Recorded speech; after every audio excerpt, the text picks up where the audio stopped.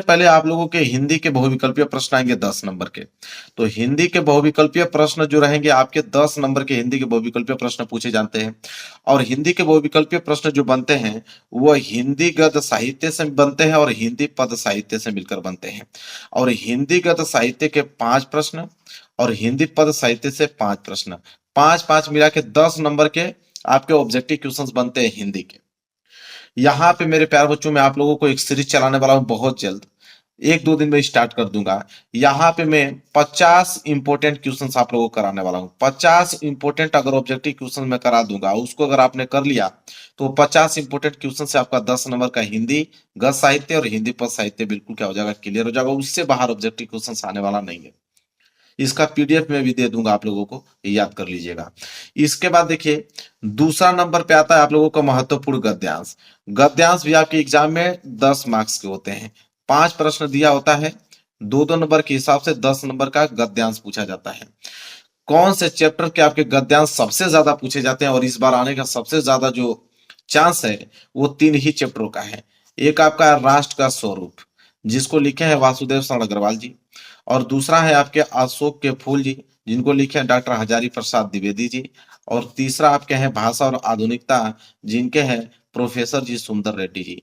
इन तीनों चैप्टरों को आपको किसी कीमत पे ही तैयार करना पड़ेगा, चाहे आप कुछ तैयार करें चाहे न करें। गद्यांश में अगर 10 नंबर लेके जाना है आपको तो इन तीनों चैप्टरों को आपको तैयार करना ही पड़ेगा। और यहाँ पे मैं 5-5 गद्यांश बताने वाला हूँ तीनों के। 5-5 गद्यांश मतलब 15 गद्यांश मैं आपको बताने वाला हूँ। 15 गद्यांश अगर आप तैयार कर लोगे तो यह 10 नंबर आपके बिल्कुल आपको फ्री के मिलने वाले हैं। 15 गद्यांश से बाहर आपके गद्यांश नहीं पूछे जाएंगे, ये मैं आप लोगों को दावा कर सकता हूँ, ठीक है। और जल्द ही मैं आप लोगों को ये पढ़ाने वाला हूँ और पीडीएफ दे दूंगा, उसको अच्छे से याद कर लीजिएगा। अन्यथा आपके पास जो समय है 3 ही चैप्टर को आपको पढ़ना है, अन्यथा मैं तो आपको पढ़ाऊंगा ही पढ़ाऊंगा। इसके बाद गद्यांश का जैसे काम खत्म होगा तुरंत पद्यांश आता है, और पद्यांश भी सेम उसी मार्क्स का होता है। महत्वपूर्ण पद्यांश भी आपके देखिए 10 मार्क्स के ही हैं। इसमें भी आपके 5 क्वेश्चंस आएंगे, 2-2 नंबर के हिसाब से 10 नंबर आपको दे दिए जाएंगे। इसमें 5 चैप्टर आपको कवर करना पड़ेगा। इसमें जो है 5 चैप्टर के मोस्ट इंपोर्टेंट क्वेश्चंस पूछे जाते हैं। पहला जो है वो है पवन दूत का, जो कि अयोध्या सिंह उपाध्याय हरियो जी का है। दूसरा आपका कैकेयी का अनुताप, जिसे लिखे हैं मैथिली शरण गुप्त जी। तो 2 चैप्टर तो यहां से हो गए। इसके बाद तीसरा चैप्टर देखिए क्या है। तीसरा चैप्टर आपका श्रद्धा मनु। तीसरा चैप्टर है श्रद्धा मनु, जिसे लिखे हैं जयशंकर प्रसाद जी। और चौथा है गीत, जिनके लिखे हैं महादेवी वर्मा जी। और पांचवा है नौका विहार, जिसे लिखे हैं सुमित्रा नंदन पंत। ये पांचों आपको याद होने चाहिए, पांचों चैप्टर के पद्यांश याद होने चाहिए। यहाँ पे मैंने ज्यादा नहीं 5-5 लिए हैं। तो 5-5 है 25, 25 पद्यांश जो एक बार अगर आप पढ़ लोगे अच्छे से तो इससे बाहर नहीं आएगा। 10 मार्क्स आपके यहीं से क्लियर हो जाएंगे। लेकिन 25 पद्यांश आपको पढ़ना पड़ेगा, 25 में से कोई सा भी आपको दे सकता है, ये बात को आप लिख के रखिए, ठीक है। 2 देता है, 2 में से कोई एक करना होता है। तो यहाँ पे 25 आपको कम से कम 25 तो पढ़ना ही पड़ेगा, समझ लीजिए पूरी किताब का पांचों चैप्टरों के 25 मैंने यहाँ पे पद्यांश तैयार किया है, वो आपको पढ़ना पड़ेगा। वो मैं पढ़ा दूंगा आप लोगों को, अच्छे तरीके से समझा कर पीडीएफ भी दे दूंगा, और अच्छे तरीके से आप पढ़ लीजिए। उससे बाहर आपके एग्जाम में आने वाला नहीं है। इसके बाद चौथा है मेरे प्यारे बच्चों, वो है लेखक का साहित्यिक परिचय। अब साहित्यिक परिचय तो देगा ही देगा, कितने मार्क्स का, 5 नंबर का साहित्यिक परिचय देता है। 3 लोगों को याद करना है, 3 लोगों में से किसी एक लोग का करके चले आइएगा। 3 लोग कौन कौन है। एक है आपके वासुदेव शरण अग्रवाल जी। दूसरा जो है वो है आपके आचार्य हजारी प्रसाद द्विवेदी जी। और तीसरा है वो है प्रोफेसर जी सुंदर रेड्डी। इन तीनों लोगों में से किसी एक का आपका साहित्यिक परिचय करना होगा। 5 नंबर आपको रखा हुआ मिलेगा। तो जीवन परिचय तो आप लोगों को याद ही होगा मेरे प्यारे बच्चों। अभी तक एग्जाम देने जाने वाले हो और जीवन परिचय नहीं मालूम रहेगा तो आप एग्जाम क्या क्वालिफाइड करोगे। तो जीवन परिचय तो आप लोगों को मालूम होगा, उसको तैयार कर लीजिएगा। ये फ्री के नंबर मिलते हैं, ये फिक्स टॉपिक होते हैं, ये बदलने वाले नहीं है, ये फिक्स टॉपिक है। इसके बाद आता है आप लोगों का कवि का साहित्यिक परिचय 5वें नंबर पे। तो कवि का जो साहित्यिक परिचय होता है मेरे प्यारे बच्चों, वो भी 5 नंबर के लिए एग्जाम में पूछा है। तो 5 नंबर के लिए पूछा जाता है। 3 लोगों का याद करना है, अयोध्या सिंह उपाध्याय हरियो जी का, दूसरा जयशंकर प्रसाद जी का, और यहाँ पे मेरे प्यारे बच्चों रामधारी सिंह दिनकर जी का।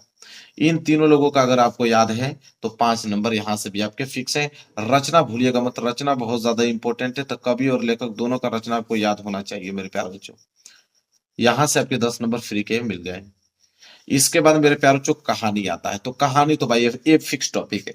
कहानी भी आपके एग्जाम में 5 नंबर के लिए पूछा जाता है।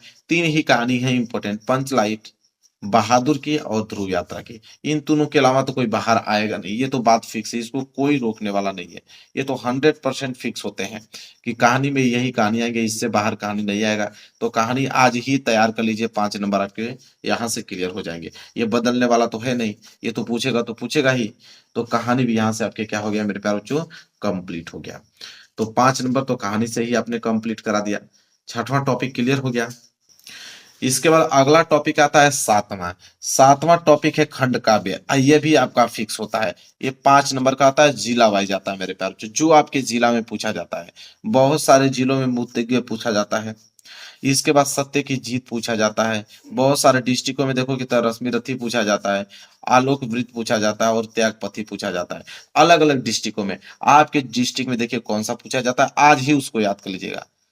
ठीक है, आपके डिस्ट्रिक्ट में जो पूछा जाता है उसको याद कर लो, वही एग्जाम में करना है। दूसरा कर दोगे तो 1 नंबर भी नहीं मिलेगा, और वही करके आओगे 5 नंबर ले जाओगे। ये भी आपके फिक्स है, ये भी टॉपिक फिक्स है और 100% फिक्स है, इसको कोई टालने वाला नहीं है। क्योंकि जो ये आपका खंड का भी होता है डिस्ट्रिक्ट वाइज फिक्स होता है। तो यह खंड अ के पूरे प्रश्न मैंने बता दिया। अब खंड ख के स्टार्ट हो गए। खंड ख में क्या होता है मेरे प्यारे बच्चों, इसमें 8वां टॉपिक आता है संस्कृत का गद्यांश। और संस्कृत का गद्यांश जो है वो 7 मार्क्स का पूछा जाता है। संस्कृत का गद्यांश 7 मार्क्स का पूछा जाता है। 3 चैप्टर आपको तैयार करने ही पड़ेंगे, 3 चैप्टर कम से कम तैयार करने पड़ेंगे। संस्कृत भाषाएं वाला महत्तम, इसके बाद महामाना मालवी वाला और पंचशील सिद्धांता। ये 3 चैप्टर के आपको याद होने ही चाहिए मेरे प्यारे बच्चों। इसमें मैंने 10 लिया हूँ। 10 गद्यांश अगर संस्कृत का आप तैयार कर लेते हो मेरे प्यारे बच्चों, इन तीनों चैप्टरों के 3-3 इंपॉर्टेंट है, उनको अगर आपने तैयार कर लिया तो ये 7 नंबर आपके बिल्कुल फिक्स हैं, उसको कोई रोकने वाला नहीं है। आराम से तैयारी कीजिए, जाके एग्जाम में लिख के आइए, कोई घबराहट वाली बात नहीं मेरे प्यारे बच्चों। 7 मार्क्स आपके यहाँ से पक्के हो जाएंगे। बस इन तीनों चैप्टरों के 3-3 4-4 मोस्ट इंपोर्टेंट आप गद्यांश तैयार कर लीजिए। क्लियर है, 8वां टॉपिक भी आपको अच्छे से समझ में आ गया। आगे बढ़ेंगे। अगला टॉपिक है आपका संस्कृत का पद्यांश। तो संस्कृत का गद्यांश अगर 7 नंबर का था, तो संस्कृत का पद्यांश कहिए चाहे उसको श्लोक कहिए, ये भी आपका 7 मार्क्स का ही होता है। आपको मेरे प्यारे बच्चों आपको बताऊं, इसमें आप लोगों को 2 ही चैप्टर्स आपके कवर करने हैं। 2 चैप्टर मेरे प्यारे बच्चों, संशुभाषित रण्य वाले और जातक कथा वाले। 2 चैप्टर अगर आपको तैयार हैं, इन दोनों चैप्टरों के जितने भी इंपोर्टेंस पद्यांश या श्लोक हैं, उनको अगर आपने तैयार कर लिया तो 7 मार्क्स आपके यहाँ से बिल्कुल पक्के हैं, कोई रोकने वाला नहीं। आराम से किताब खोल के उनके 2-2 3-3 मोस्ट इंपोर्टेंट यहाँ पे पद्यांश होंगे, उनको रट जाइए, वही आने वाले हैं। 7 नंबर आपके बिल्कुल पक्के हो जाएंगे। और 9वां टॉपिक आपको समझ में आ गया। इसके बाद 10वां टॉपिक आता है मुहावरे में लोकोक्तियां मेरे प्यारे बच्चों। तो मुहावरे और लोकोक्तियां वेरी वेरी मोस्ट इंपोर्टेंट, मैं आपको बता दूंगा, कुछ करा दूंगा, कुछ कराया भी हूँ। उनको तैयार कर लेंगे तो आपके क्लियर हो जाएंगे। 11वां आता है अपठित गद्यांश। मैंने अपने चैनल पे डाला हूँ कि अपठित गद्यांश सॉल्व करने का क्या तरीका है। मैं कम से कम 3 आपको अपठित गद्यांश बता दूंगा और वहां पे उसको सॉल्व करने का तरीका बता दूंगा। ठीक है, सॉल्व करने का तरीका अगर आपको मालूम हो जाएगा तो अपठित गद्यांश आराम से कर पाओगे। इसके बाद शब्द युग्म आता है मेरे प्यारे बच्चों। क्या आता है, शब्द युग्म आता है। इसके बाद 13वां टॉपिक देखोगे तो शब्द अर्थ निकालने के लिए देगा। इसके बाद 14वां है अनेक शब्दों के लिए एक शब्द। ये सभी जो है मेरे प्यारे बच्चों ग्रामर के पार्ट हैं। ये सभी जो ग्रामर के पार्ट हैं, आप मेरे चैनल के प्लेलिस्ट में जा सकते हो। हिंदी के प्लेलिस्ट में जाइएगा, मैंने वहां पे ग्रामर के सारे टॉपिक मैंने क्लियर करा रखा है, उससे बाहर एग्जाम में नहीं आएंगे। ठीक है, इसके बाद 15वां है वाक्य संशोधन करने के लिए देता है आपको।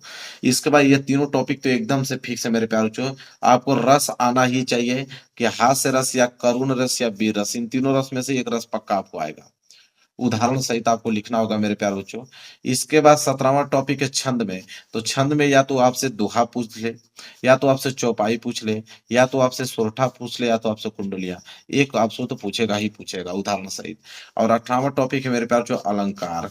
तो रूपक अलंकार, यमक अलंकार, श्लेष अलंकार, उपमा अलंकार, उत्प्रेक्षा अलंकार, इनमें से कोई एक अलंकार देगा। ये 2-2 नंबर के हिसाब से 6 नंबर यहाँ से आपके क्या हो गए हैं, पक्के हो गए।